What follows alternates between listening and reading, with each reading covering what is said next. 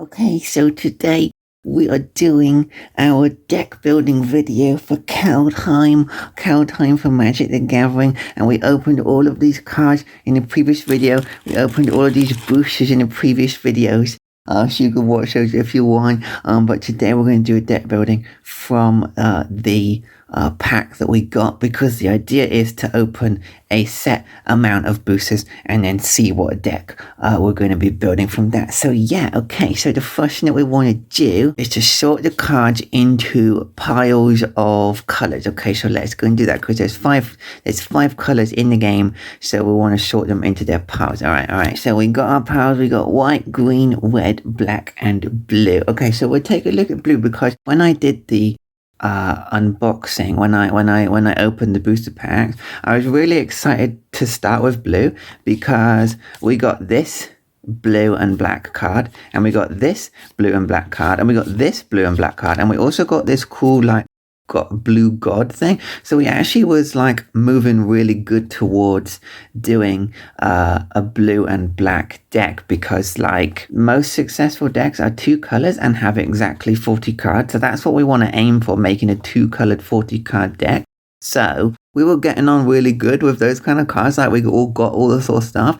But when I opened the later boosters in another video, we didn't really get anything, and this is our weakest pile. So unfortunately, even though blue is off to a good start, blue is officially out. So we're not going to be able to have blue.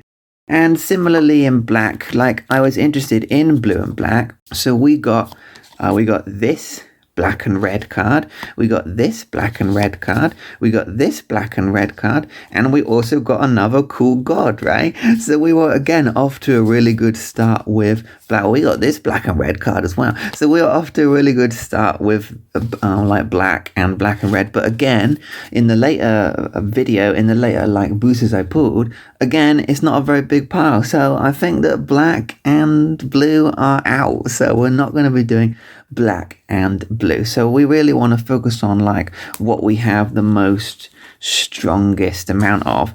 So the absolute hugest wedge that we got was this white card, right? We just got such a huge pile of white. So what we're going to be saying from that is white is our dominant color. Okay, so we want white and something. So white is a dominant color. So we've got white and green, or white and red. So we actually have more green. We've got this white and green card. We've got this white and green card, and we've got this. So we got a white and green saga. So it's good to have a cool saga. And this is the signpost card for white and green. Signpost is the one that's telling us how we're going to build the deck. So if we're going to build a white and green deck, this is what we're going to do. So it says other creatures get +1/+1. So other creatures are going to be more powerful. Okay. And whenever a land enters the battlefield, we're creating a warrior. Now, what that means is we want to have lands entering the battlefield, right? But I don't really have any cards that do that. Even though I got some good green, I don't think it's going to work out. I just don't think it's going to work out. So here I got the signpost card and a saga, right?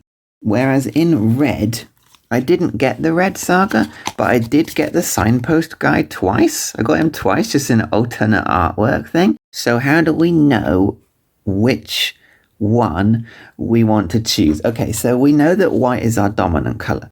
So we want to be making these decisions based on allowing the cards to make the decision for us, because the more we have to decide, the more complicated the game is going to get. So far we know that white is our dominant color because we've got the most colors of it, right? So I actually have the Axguard Armory and the Bretagard Stronghold. So this is the white and red card, and this is the green and white card. Now what's interesting about this is this card is dominantly white. See, the card is actually white, whereas this card is dominantly green.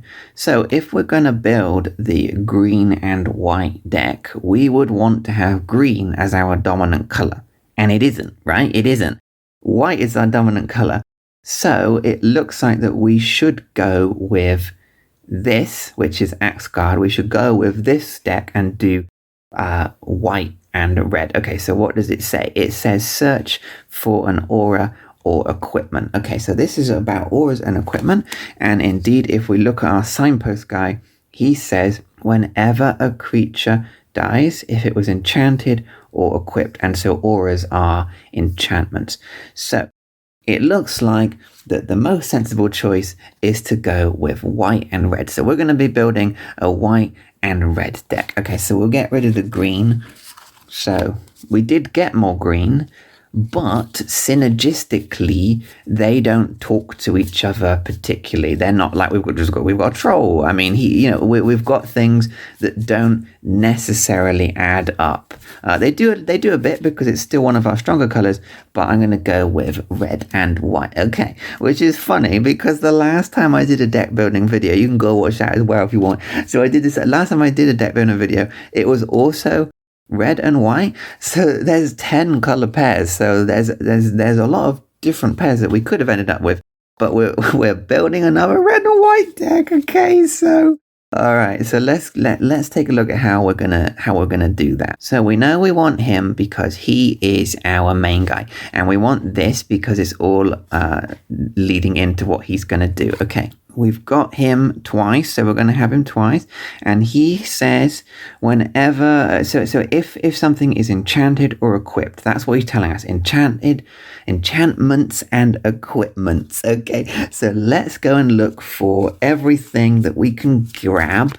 We've got Bounding Gold, that is an aura, that is an enchantment. So let's have that. And we can even see down here that it says trespassers will be smelted as part of the flavor text, and then it says Axgard inscription. So an inscription on Axgard says trespass. So they're going to turn you to gold if you trespass in Axgard. So this card, it, even just in the flavor text, is telling us that it belongs with this Axgard card. So these cards definitely belong together. So we're going to go with that.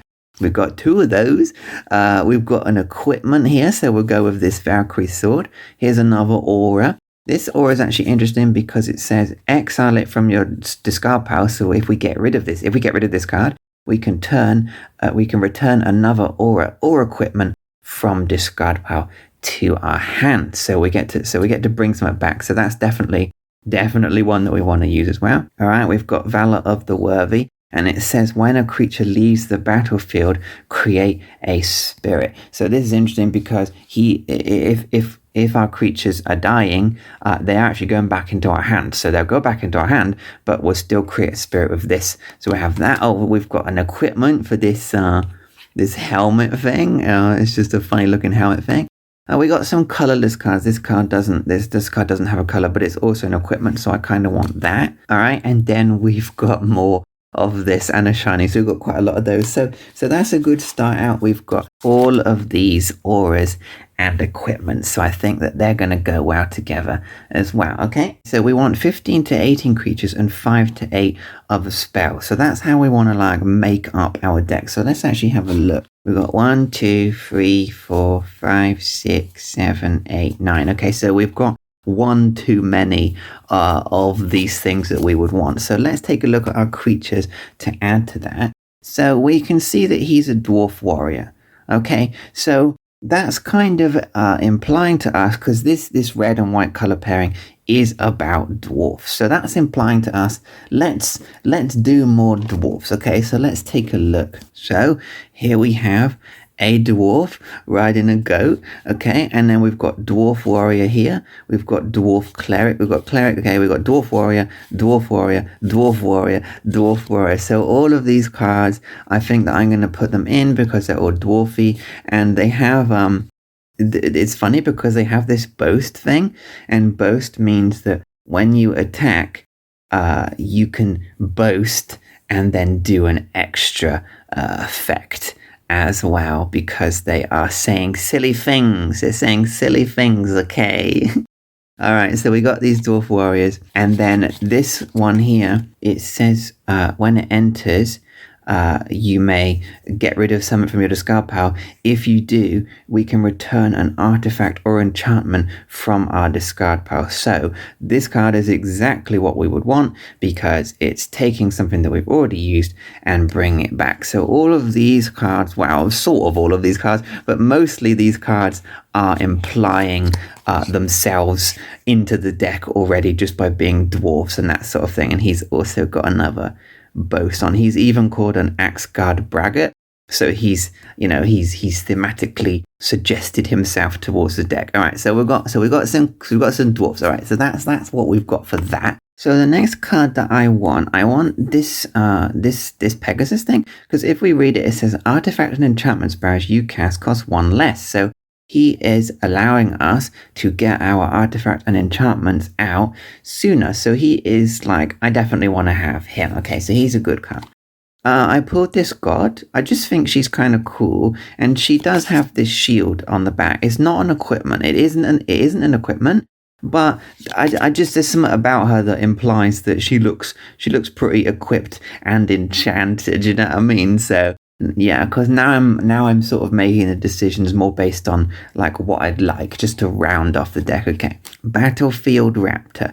This is just a good card because it only costs 1 light to get it out. It only costs 1 light to play this card, but it has some cool abilities and stuff, especially if we're going to be equipping and enchanting this as well. I think it would do really, really good.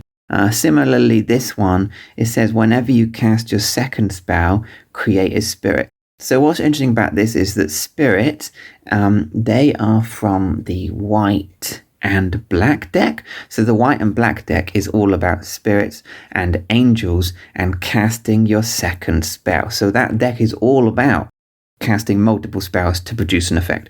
However, it works well in this, also because I ran out of dwarfs, but it works well in this deck, and I think it's pretty cool to create a spirit that we could also then, because it says create a spirit token. So a token is not like a main card. It's a sort of a miniature card, a token, right? And so our signpost guy, he says tokens you control that are enchanted or equipped get +1. So our tokens will get more powerful as well. So I think this is a good card to have. And then also this funeral longbow, I think it's just pretty cool. It needs a crew of 1, so we can tap. So when this one here says create a 1/1 spirit, 1/1 is very weak. That's the weakest that you can get, right? But this funeral longbow only needs 1 to crew it. So we can have the spirit crew the longbow, and then it becomes 3/3, which is quite powerful. And I also like the thematic idea of the spirit kind of going inside the longbow and that sort of thing. So that's cool. And also this as well, Valor of the Worthy, is also creating spirit tokens and thing, because they're sort of dying and turning into a ghostly version of themselves. So yeah, I think all of those go good together. So let's see. So we've got 15 to 18 creatures and 5 to 8 other spells. So we better check and see what we've got there, hadn't we? 7, 8, 9. Oh, okay, we got too many. So considering we've got 3 of this, I think we're going to take out one of those and we'll keep the shiny one. So let's get rid of that. So that's our 5 to 8 other things, because that's all of our equipment and our auras. So we absolutely want those. 13, 14, 15. Okay, yeah, so that's exactly it. 15 to 18 creatures and 5 to 8 spells. That adds up good. And this isn't actually a creature. It will become a creature when it's crewed, but it's not actually a creature, it's an artifact. So technically, it should belong in this pile. But oh wow, nobody will mind if we put it in the creatures section. So these are all of our creatures, and I think they all go well together because they're all dwarfs and they're all doing cool things. And we have our signpost guy, our master of the deck. He's in there twice, so that's pretty cool. So we've got that, we've got this, so those go together. And then we need our 17 lands to finish it off. It says add a balance of lands according to which colors you are playing. Okay, so, that's what this is for. The mana cost curve. So we want to make sure that our cards have this sort of curve to them. So let's take a look at that. There we go. So here's our curve. We can see we've got 3 things that cost 1. Loads of things that cost 2, some things that cost 3, and then some things that are more expensive at the top here. So we've got we've got a good curve. It was funny because white was our most dominant color. You can see that every single card is actually white. Every card is white, apart from like one here, And then our leader, Koll The Forgemaster, he is in 2 colors, but pretty much everything else is white. So that's that. So when we put our lands in, let's have a look at this. So yeah, it says we want 17 lands. So we're obviously going to want more white than red. Let's see what we've got. 1, 2, 3, 4, 5 red, and then 6 red. I got a snow red, okay. And then we've got 1, 2, 3, 4, 5, 6, 7, 8, 9, 10, and then 11 white, because this one has white on it. So yeah, I think that's fair enough. I mean, I should technically have less red and more white, but I don't want to end up with not enough red.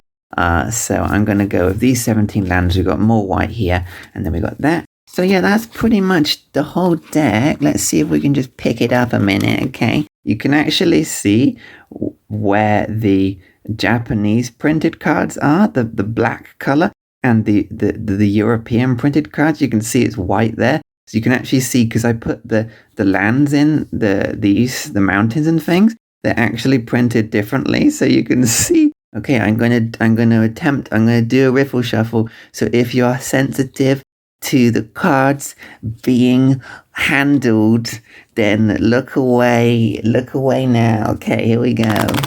I got 7 cards from my starting hand. Let's have a look. Okay, we've got this. We've got a Story Seeker. We've got a Battlefield Raptor.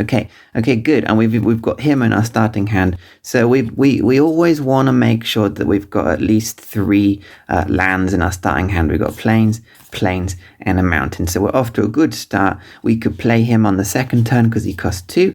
We could play the Battlefield Raptor on the first turn because it costs 1. We can play this. So yeah, this is good. This is a good deck. And so yeah, that's it. We're pretty much done. Okay, that's basically it. That's the whole deck.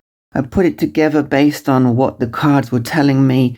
And so yeah, and now that this is the second deck that I've built in my videos, we're gonna have to do a battle at some point. I'm gonna have to put the decks up against each other and battle them and see where we get with that. But yeah, let me know what you think. And let me know if you are going to build a Kaldheim deck as well, and open some boosters and build a deck of your own or something like that, and see what colors everybody's going to get and stuff. So yeah, I'm pretty happy with it. And yeah, that's it. Okay, so yeah, okay, bye-bye.